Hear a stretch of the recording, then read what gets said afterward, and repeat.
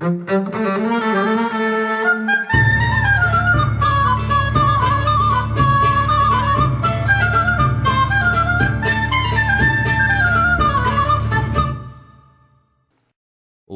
21.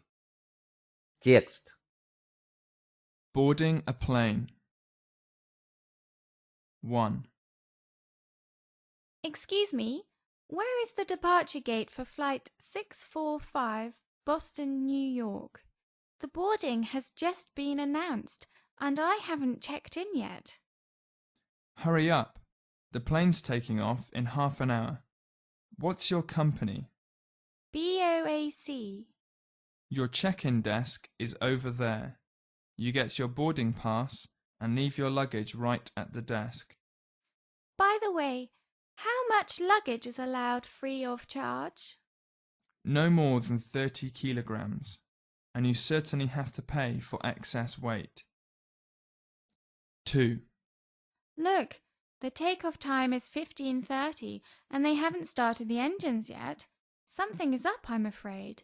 Where's the emergency exit? Come on, don't worry. The flight is delayed by half an hour.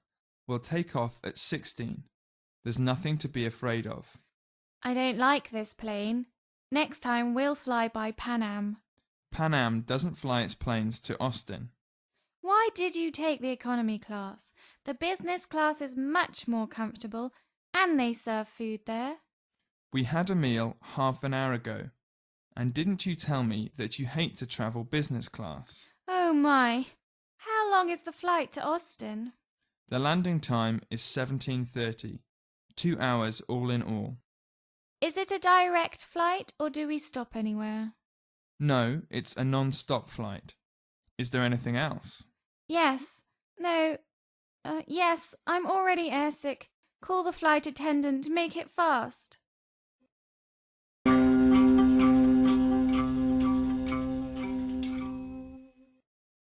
Дополнительное чтение.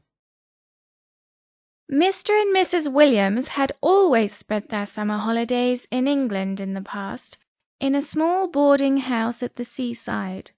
But one year, Mr. Williams made a lot of money in his business, so they decided to go to Rome and stay at a really good hotel, while they went around and saw the sights of that famous city.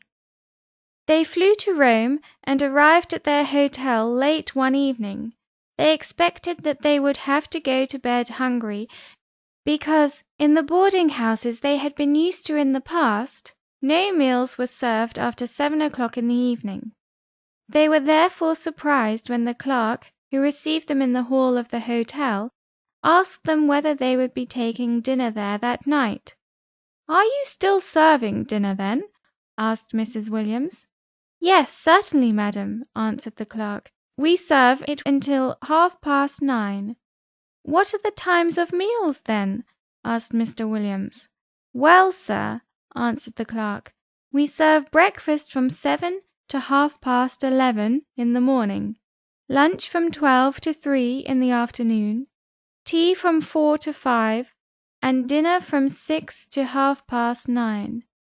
"But that hardly leaves any time for us to see the sights of Rome," said Mrs. Williams in a disappointed voice.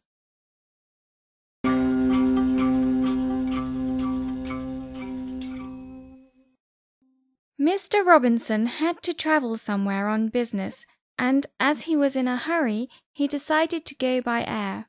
He liked sitting beside a window when he was flying, so when he got onto the plane, he looked for a window seat. He found that all of them had already been taken except for one. There was a soldier sitting in the seat beside this one, and Mr. Robinson was surprised that he had not taken the one by the window. But anyhow, he at once went towards it. When he reached it, however, he saw that there was a notice on it.